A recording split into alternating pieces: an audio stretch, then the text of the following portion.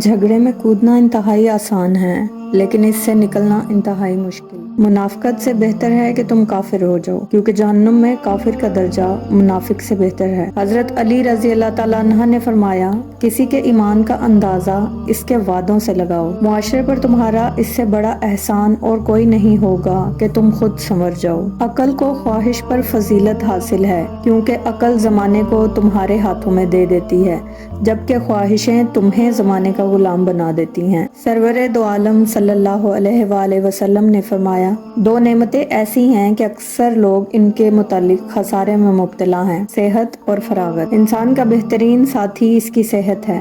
اگر اس کا ساتھ چھوٹ جائے تو وہ ہر رشتے کے لیے بوجھ بن جاتا ہے۔ اپنی صحت کا خیال رکھیں۔ آپ کے چھوٹے آپ کے نقشے قدم پر چلیں گے، نصیحت پر نہیں۔